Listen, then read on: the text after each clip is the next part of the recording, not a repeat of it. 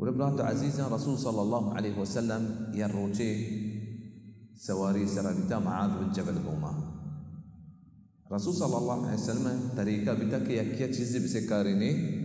جوست طریقے سے کارین تھے بعض طریقہ رسول صلی اللہ علیہ وسلم بیتا یہ طریقہ میں بیتا کہ یکیا جوست بکان کہ یہ دہان رسول صلی اللہ علیہ وسلم کو مبی یا معاذ أتدري ما حق الله على العباد؟ الله حق شيء بندين سرا الله حق میں سرا برات عزیز ہے چیزیں ہم بزانے ہوتی قوما هم بسكارين تي مردما هم بسكارين وما حق العباد على الله وبندين حق شيء الله يسرا يعني شيء حقيقي الله رب العزة وتسرا وقتا بندين واسطة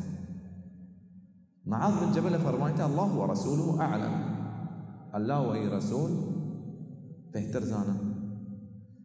رسول صلى الله عليه وسلم فرمایتا حق الله على العباد أن يعبدوه ولا يشركوا به شيئا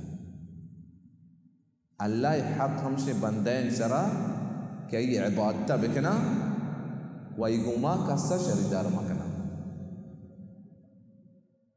دومي چیزیں ما بچارے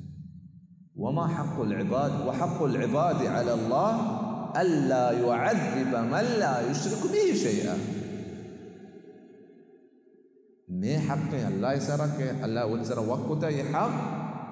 كألا يعذب من لا يشرك به شيئا وهر يك شرك نكا أي به عذاب نتا يخش خبري رسول صلى الله عليه وسلم مرداتا أقام شركات دير ببين وتي عباداتنا سجينا الله رب العزة واسطة بكنا